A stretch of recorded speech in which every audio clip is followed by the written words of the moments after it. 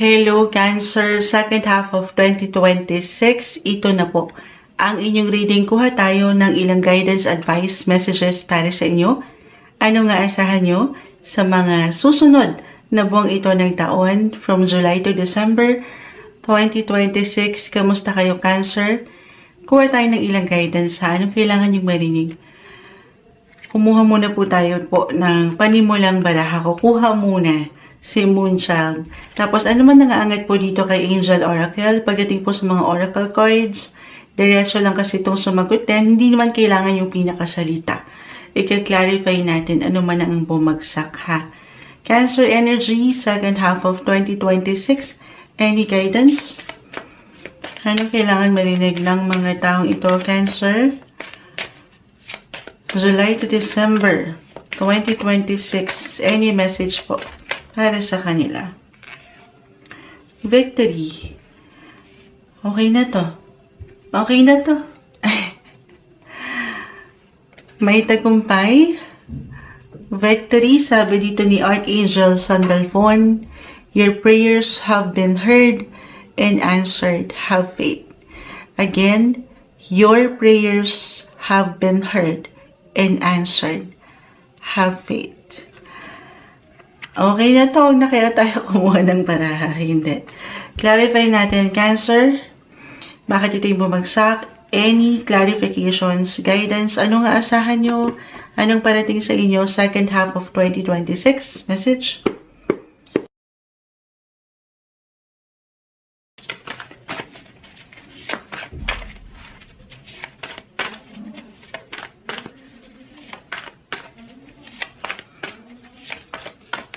Okay. The Three of Swords. The Death card. Di kailangan katakutan ano pa man. Maging sino ka pa man. The World. Yes. Card of Success, guys. Card of Success. Meron kayong makakompleto. Completion, culmination, the Death card. Meron lang po itong kalakip na mensahe ha. Ika-clarify natin yan. But I see endings. Endings for new beginnings. Kasi meron kayong ma-achieve. Meron matatapos. Kahit sa simpleng proyekto lang ito. Sa inyong mga buhay paggawa especially. At may mga bagong opportunity na parating. Ito yung ilang difficulty. Physical, mental, emotional. Sa part na ito, Cancer, magkakaiba pa rin ang bawat isa. Okay? I mean, magkakaiba kayo ng timeline. Ayan, kung ano mga pinagdadaanan nyo. Pero i-claim natin na ito yung magtatapos. Bilang sila yung unang bumagsak. Walang forever. Ayan. Sa ilang hindi kadalian na pinagdadaanan ng buhay. The tables will turn. Cancer, the world, umiikot yan eh. Pero nag-upright sa atin. Isang indikasyon na meron talagang victory. May tagumpay or meron kang mapagtatagumpayan. Lalo pa, Cancer, nitong mga nakalipas na buwan ay ikaw ay nagsumikap ng laban. Hindi mo sinukuan ng bataan. Charis, ito na, sasalubungin ka in the next 6 months of 2026. Win-win situation, sabi ni Archangel Sandalphon. Yung mga pinagdasal mo, or iniangat mo, hindi lang syempre sa mga tala, sa universe, pero sinamahan mo rin ng aksyon at pagdarasal. Yan po ay darating na. Mapangahawakan mo na. Okay. Sige, add pa tayo. Add pa tayo, Cancer. Ano pang kailangan marinig? Second half of 2026, any guidance po?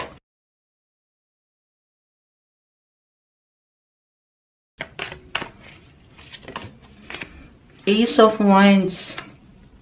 New beginnings talaga. Take inspired action, guys. New offer. Why not? New opportunity. The Lovers. New love interest. Si The Lovers, kahit naka-reverse, lagi ko naman mention, love is there. Love is the answer. Love is the key. Pinaghahanda na kayo. Pero in order for you to move forward, kailangan meron munang matapos. This is for some ha, lalo kung parang iba-iba sa proseso ng healing na mention ko guys ha. Hindi naman kailangan madaliin. Iisa yung iniiwan, bigla nito, itatabi ko na to dito. Do some healing, tulungan ng sarili. Kung kailangan mo na talagang mapag-isa, ayan, mapagnilay, gawin yon. Hindi nyo naman kailangan madaliin. Umiikot ang buhay, magkakaiba ng time frame or ng timeline ang bawat isa. Pero, I see na may mga bagong simula. Kung kayo lamang po ay magiging bukas dito or kung bubuksan nyo lang ang pinto ng inyong mga puso. Meron guys. Right pa tayo. Second half of 2026. Upright na natin ito, the Wheel of Fortune. Speaking of fortune, Jupiter. Mula sa pagkakastay nito sa inyong sign for a year, second half of 2026, hindi pantay si Moonchild, ibababa ko na lamang. Ito po ay magta-transit na. It will enter your second house of your worth. Ayan, yung value mo, yung halaga mo sa isang posisyon, relasyon man, or yung pagkatao mo ba. Know your worth, Cancer. Fortune, the Wheel of Fortune, umangat kasi. Parehong wheel, ayan, umiikot. Nasa inyo ang alas pa rin. I-claim natin ito. Jupiter right now, guys. Second half ng 2026, ito ay papasok sa inyo mga second house of worth. Na na-mention ko, your value, money sector po, your income. Yung ilang obligations nyo rin pagdating sa kapirahan. Diyan pumapasok sa second house yung tinatawag na hard-earned income. Yung kinikita nyo po, diyan pumapasok yun. So, i-claim na natin na ang ganda. Umaayon ng mga sitwasyon. Money-making opportunities, hindi imposible. Marami, maganda, positive. Alam ko, matamis na naman ito, pero i-claim natin yung positive possibility that this is your year. This is your year, Cancer, to earn more money. Yes po. Anything related, your worth, your money, your possessions. Ayan. Pero, biglang pero, hanggat kaya, syempre pa, aalalayan ha, kasi baka ito yun. Kaka-self-care natin, si the lovers naka-reverse. Self-love to, Moonchild. At saka pinikirapan mo naman to sa true, dapat bigyan mo ng something gift ang iyong sarili. Kasi again, si second house, dyan po pumapasok yung income na sweldo, pinaghihirapan, pinagsisikapan mo. So, deserve mo yan. More than self-care, self-love, bigyan mo ng something gift ang iyong self-Cancer. Pero, si the death card ay narito. Baka dito to. Yes, merong maganda yung flow ng money. Ang dami, i-claim na natin yung marami as a Cancer myself. Sana all. Sana all na lang talaga. I-claim na nga natin. Huwag natin pagdududahan ng pinapaangat ng baraha. Pero the death card, baka yes, meron nga pumapasok, pero umiikot ang buhay. Ups and downs yan. Si the wheel, the world.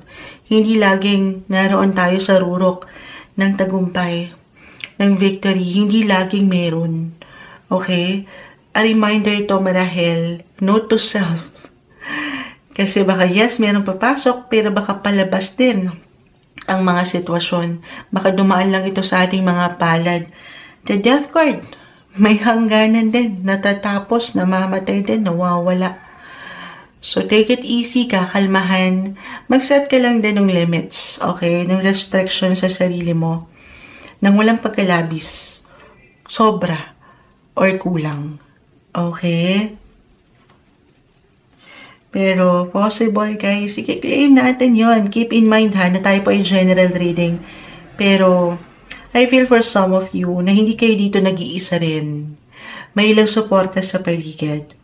Maaring merong isang tao na maaring nagbibigay diin or magbigay diin sa inyong buhay ngayong taon. It could be someone professional, an expert, a boss like yung energy, or kahit sa simpleng ilang connection sa paligid, your family, ito, your lover, the lovers. May support, guys. Hindi kayo nag-iisa sa laban ng buhay. Patuloy nyo lang pahintulutan na merong pwedeng tumulong sa inyo para higit yung mapaangat yung inspired action, the Ace of Wands. Samahan lang po ng patuloy na pag-aksyon, Cancer. Sapat na tiwala, ha? Kasi minsan, wala tayong higit na kalaban kundi ang isipan. Na baka hindi ko kaya, Moonsha, baka hindi ko magawa. Parang ako lang yan.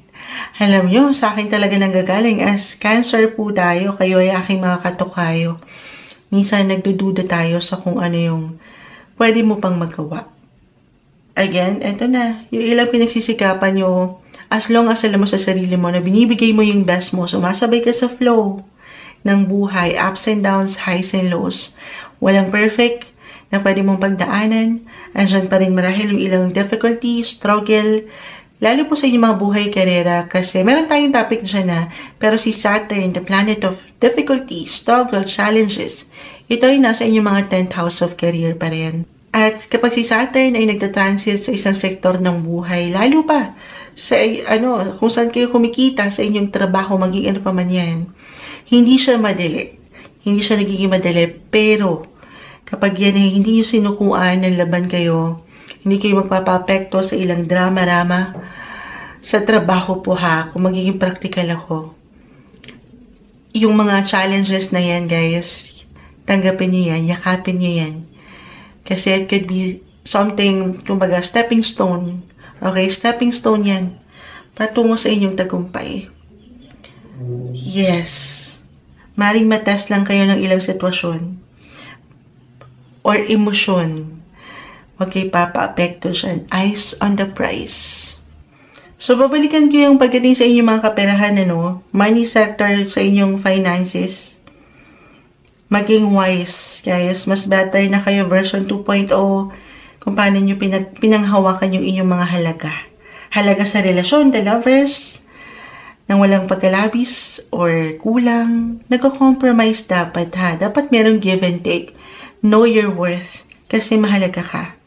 Gamitin mo yung thinking, yung intellectual ability mo, meron ka yan.